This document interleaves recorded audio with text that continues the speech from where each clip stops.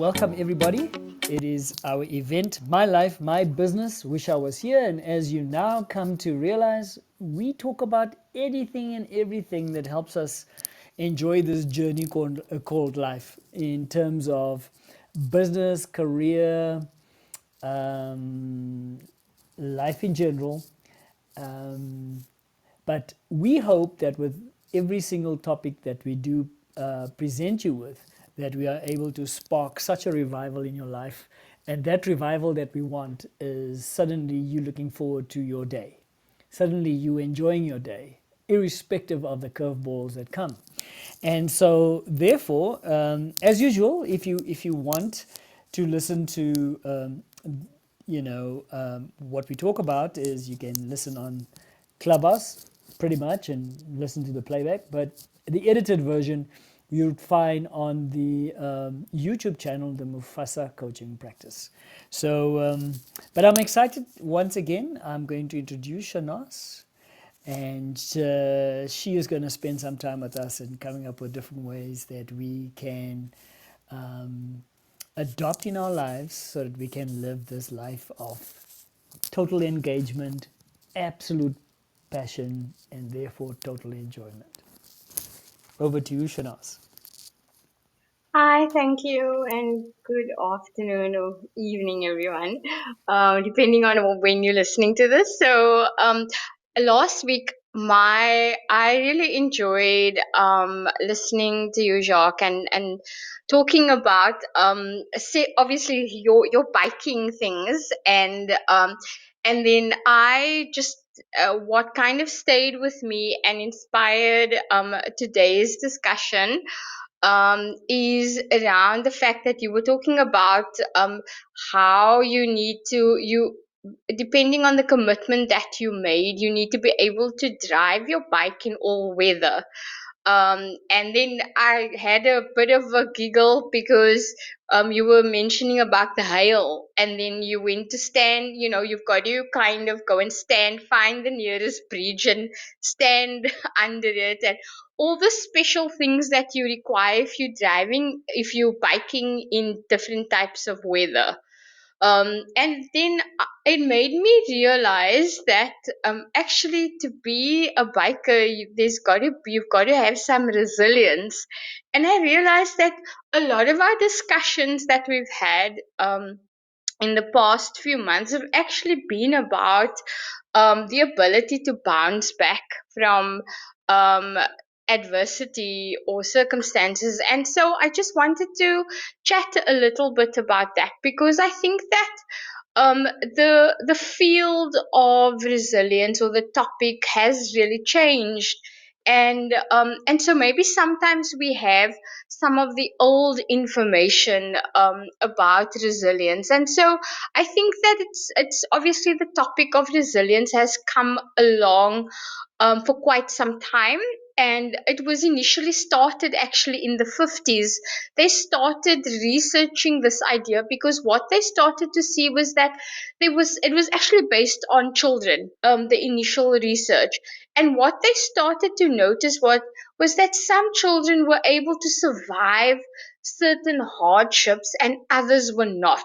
And in fact, they noticed that in the same families, some of the children were able to survive whether that was a poverty, whether that was neglect, unfortunately. And so the idea of resilience kind of started to come out of that research. So what they initially thought of was that and which is some of the ideas around resilience which we still kind of stay with, um, is that resilience is this innate character, or it's these characteristics that we have. And some of it is true but not necessarily anymore because they've done some more research. And so we used to think that it had to be this person who was maybe hopeful and cheerful and optimistic, and there was a lot of focus then on the internal characteristics that you already possess. But what researchers have come to discover over the years is that it's not necessarily internal characteristics anymore, but actually that these are characteristics and abilities that you can develop. So this, and they broaden this definition, that it's the ability to adapt to change, stress, or adversity. So, in other words, this is really good news, because it doesn't mean that you are born resilient. It actually means that resilience can be developed, it can be nurtured, and you can acquire these skills. And so, what and so it really has given hope to not only the field of working with children and young people, but also our ability to enjoy life as adults, and our ability to engage fully in life. So as you can see, that it's actually that ability, how do we adapt? And it's made me think about the biker, as you described, adapting to different types of weather. And I mean, for example, in Cape Town, you can have all four seasons, possibly in Joburg as well. You can have all four seasons in one day. In one day. So that biker in Cape Town has really got to adjust quite quickly. And so, why is resilience then important for us as adults? Why is it important in our society? And why is it so important, even in the kind of work I do with organizations and people who come and see me? So, what they say is that why resilience is important is actually that resilient people, number one, they have greater ambition. They notice that resilient people feel more hopeful and optimistic. Resilient people also find it easier to maintain emotional instability under under stressful conditions. Resilient people are more resourceful. They also find it easier to delay gratification, and resilient people feel more connected to others in their personal life, and to the world as a whole. And so, what you then find is that they have greater satisfaction with life overall. And so, what I've discovered, so it's made me really think about someone that I know. It's a friend of my sister's who very sadly has cancer, and a type of cancer. And I remembered that my mom had cancer, and a close friend of mine, and I was looking at how this young lady is managing it in comparison to the friend that I had. And what I maybe discover is that I'm seeing, in terms of my friend and my mom, what I was experiencing was that they displayed more characteristics and more abilities of resilient people than this young woman, unfortunately. And so, what's actually happened with this young woman, she is also really struggling to ask for help, despite the fact that help is available. One of the abilities or the skills that resilient people actually have is this ability to know when they need help, and to actually and they're actually able to ask for help. And when we think about it, having this ambition, having greater ambition, feeling more connected to others, all these things that resilient people, that I've mentioned, that resilient people are able to do, really is important to help us experience success in life. But more importantly, you can see that these are qualities of people who have actually, that it doesn't mean that they haven't experienced adversity. And so for me, it's important to show then that despite the circumstances, despite the adversity, that you can still experience success in life. You can still achieve greater satisfaction with your life. And particularly when you hear these comments about, oh, people are leaving South Africa because of what has happened. We actually known to be one of the most resilient kinds of people, or nations, in fact. However, I do want to caution that there is another side of resilience where people, that is not to say that we are invulnerable. And sometimes we can get that confused between the become invulnerable. So the thing is that we are not invulnerable, and there are certain types of circumstances, abuse, neglect, particularly toxic stress, whether you're experiencing toxic stress in the workplace or whether you're experiencing this type of stress in the home environment or in your personal circumstances, there are certain circumstances that render people actually quite vulnerable. And but the thing is that they are, even for those people, there are circumstances that can actually, and opportunities that you can develop the skills of resilience. So why so we're going to I'm going to mention sort of, so how do you know if you are a resilient type of person? So they say that resilient people, if you want to think about, would you describe yourself as someone as resilient, is exactly what you mentioned earlier, Jacques. We are actively engaged with the world. So, a resilient person. So, what does that actually mean? So, that actually means that, you tend to face the world, the circumstances head on. Maybe you'll spend some time, a little bit of time, they say, on some self pity or licking your wounds or feeling greatly disappointed. But what you actually find is that resilient people, and so you would know if you're resilient, is that this ability to learn from your experience, the ability to search for lessons that you can learn from a particular incident. And for example, I know, in one of my previous clients, what she learned from her, even in an abusive relationship that she was in. And because often we kind of have this idea that while I said that no situation renders us invulnerable, people can be vulnerable still. This patient of mine, or woman, was actually able to learn that she had missed the red flags in her relationship. And so, despite the loss and the emotional damage and physical damage that this relationship did, what she actually realized was that she's going to be prepared and has made a list of these red flags that she needs to look out for. So, in that means that we can actually learn from any situation. And so that it's not repeated, or that we can be much more aware. Another quality of a resilient person, and you can think about yourself, is that resilient people have a toolbox of problem solving strategies. Resilient people are able to solve problems.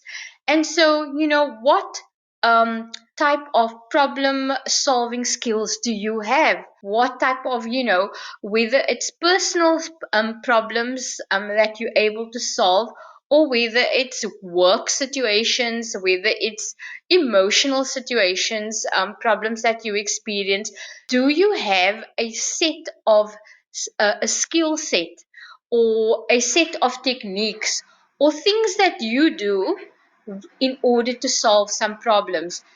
As I said, problem solving is one of the key ingredients or characteristics of resilient people. And if you don't have enough problem solving strategies, I would encourage you to go and explore what um, problem solving strategies are available, or which you could access as well. Another characteristic of, or skill, I think, of a resilient person is the ability to improve your performance even under stress. And so it's made me realize how successful, if you want to think about whether you are in a resilient person or not, what did you do with during COVID? Were you able to start something new and innovative? If you started a job, 2 years now, we're out of COVID, were you able to thrive in your new career, in your new job, with your new employers? Did you start something new? How did COVID affect you in general? And you'll be able to reflect on that and decide, and it will give you a clue as to whether your performance in your workplace or in your personal life, did that improve despite the many losses that you may have experienced, or the types of losses we as a society as a whole experienced, in addition to the trauma. And for me, that is a clear indication of whether this person has these resiliency skills or not. So the other thing that I want to then focus on a little bit is, so if you discover that you're not as resilient, or you need some additional skills to improve your resilience, one of the key things that you can look at is to grow your support network. And I know that we've been talking about growing your tribe, I call it, or developing your tribe. And I know that Jacques also spoken about it before. This is really important. There is nothing that can replace a supportive network. And and in fact, it can make the difference between you being vulnerable, or succumbing to that adversity that you experience. And I'll give you an example of children.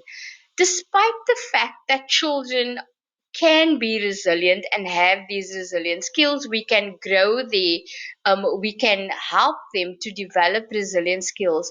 If they do not have a supportive adult in their life, if they do not have, even if it's not the parents, but if there isn't one consistent adult figure in their life that can support them, then what we've seen is that they will not be resilient.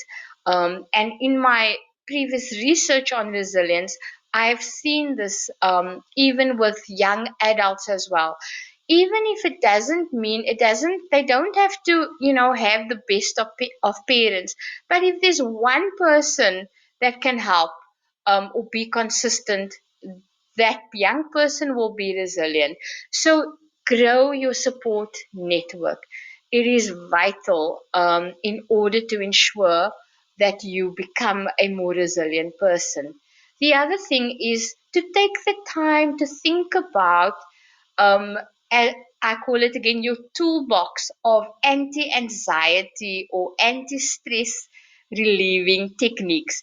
Build up your different ways in which you manage the anxiety. All of us experience different levels of anxiety, and it's about consciously or intentionally developing skills to help you when you face hardships, particularly sudden ones.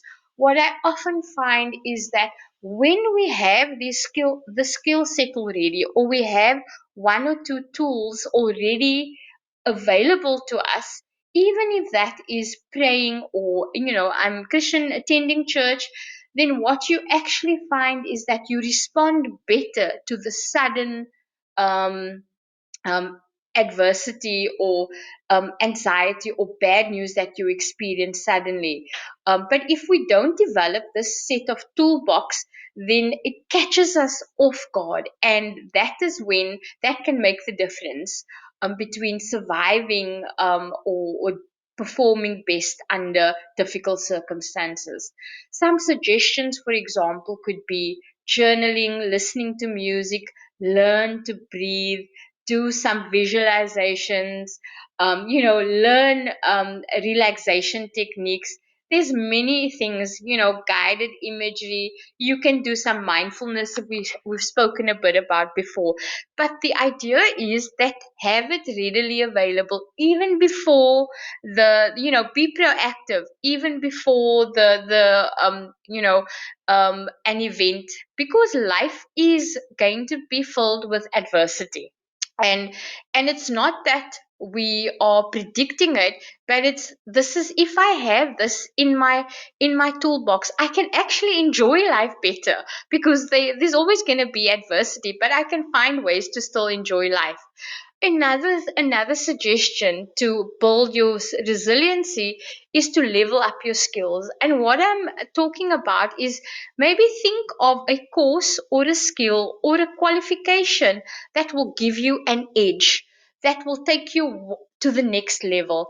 Often we find that there are one or two things that we need to learn that can really make the difference. And I'm thinking that with my dad, who had bipolar, so often us as girls in the house, and my brother was still very young, we had to learn to fix things around the house. And my one sister, she's better at DIY things than actually two of my siblings are better with DIY things in the house than their husbands. So my one sister can even change a lock, like take it apart and put on a new lock.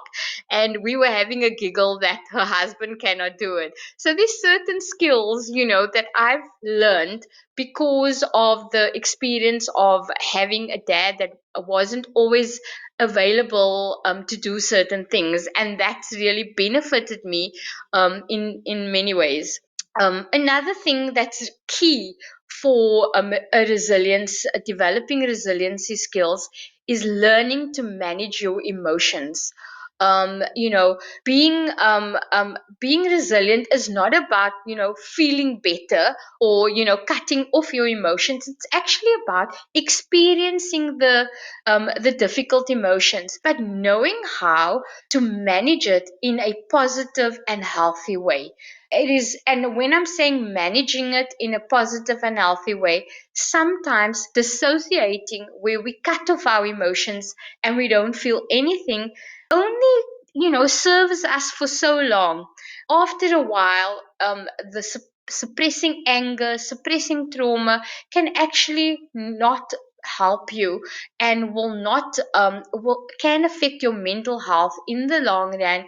And then in terms of, then you actually become quite vulnerable to further emotional instabilities or mental health issues.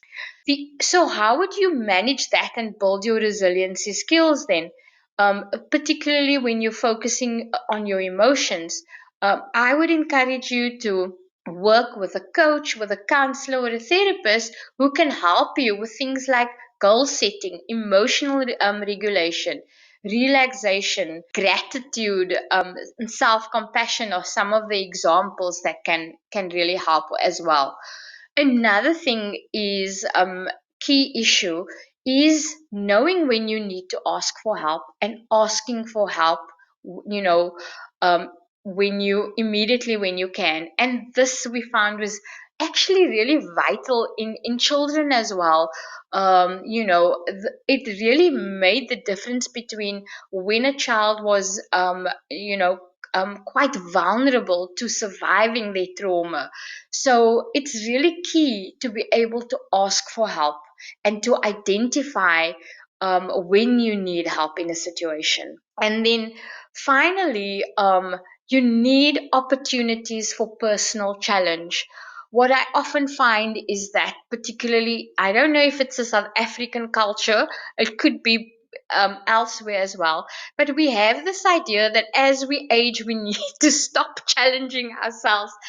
We don't engage with new opportunities and new experiences. And what I find is that this actually leads to poor mental health. We do need to challenge ourselves. Even if you in a comfortable in your job and you experience success, you always need to try and get out of your comfort zone. And I remember, and what this does is it provides you with an opportunities to grow as an individual, to grow your skills, to grow in terms of your confidence in engaging with life as well. And I find that sometimes parents particularly think that they need to protect their children, from any challenge or difficulty. But actually, because of this idea of resilience, so what we actually found was when children and young adults experience challenge, that they actually grow the most. And so I know that these are, kind of things that we sort of know of, but it's about intentionally putting it in place in your life. And I remember a time when I was in the UK, and I worked in the UK for about 8 years, and I'd become comfortable while I was settling in, but I'd also been a bit fearful of doing certain things. I'm in a foreign country on my own, although I had friends there. And what I did was challenge myself to do something new each month. And you know what? It didn't have to be like a major thing. It could just be that I would go and I'd go to the local art gallery, or I'd go and attend a church that I haven't been before. And particularly, I actually remember I was going to salsa lessons, and I absolutely loved it. Met some new friends, and it really changed my stay in the UK. And so I would really encourage you that as you settle in, or you become successful, that you take a chance and challenge yourself with opportunities, with personal challenges, and this will enhance your resilience. So yeah, so thank you. That's me for this evening. And yeah, so you go and travel or climb a mountain if you don't do bike riding. That's what I did. I didn't drive a bike, but I did travel abroad on my own, and I used to rock climb as well. So that was my personal challenge. Yeah. Thanks. Hardcore. No, thank you, Shanaz. This was so wonderful. I mean, wow, we've got a few seconds left. I guess I just want to say to those listening to all of this, taking in the content. What stood out for me, and it's probably what resonates with me most because of who I am as an individual, is knowing when to ask for help. I mean, I think about myself in two different scenarios. One, if the GPS lets me down, I'll try my utmost still to get my way to where I need to be, especially in a place that I'm unfamiliar with. But really, just stop and ask somebody. Or in a supermarket, checking my grocery list and spending 5 to 10 minutes trying to locate something without just stopping and talking to the nearest staff member and getting the right directions. And I think it's an adage where we want to try on our own, but the thing is, there's nothing, I suppose, wrong with it. But trying on your own beyond a certain point is that awareness to stop and say, "Hey, I need help," and then once again, being in a supportive network is so key. That to me is like the fuel that gives you longevity for the long haul, for the marathon that we call life. So yeah, Shanaz, absolutely awesome. So, and once again, rich in content but practical. Yeah. Um, Yeah, thanks. I wanted to add because you mentioned about asking for help, and I think that is that paradox of us as adults, that we want to be independent, but we also need to ask for help. And so I learned a really useful concept about interdependence, um, which is then key in that ability to know when I need to ask for help, but that I can also be independent. Yeah, and that doesn't make me not. It doesn't make me a dependent person. I need to ask for help, but I can be independent at the same time while I'm asking for help. That's a very important point. So yes, keep your independence. Ask for help sooner rather than later. The sooner, the better. So, well, to all our listeners, we wish you a good week.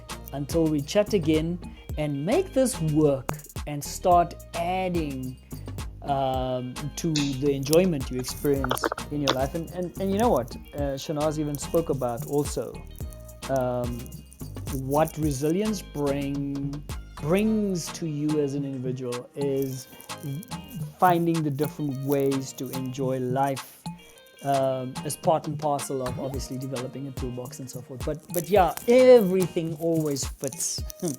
So Shanaaz, that was awesome. Thank you very much. I am inspired. This has been my silver lining of the day, or the cherry on the top one, whichever way you want to slice and dice it. It was the icing. Wonderful. Until next week. Thank you. You're so kind. Thank you. Bye. Bye. See you. Bye.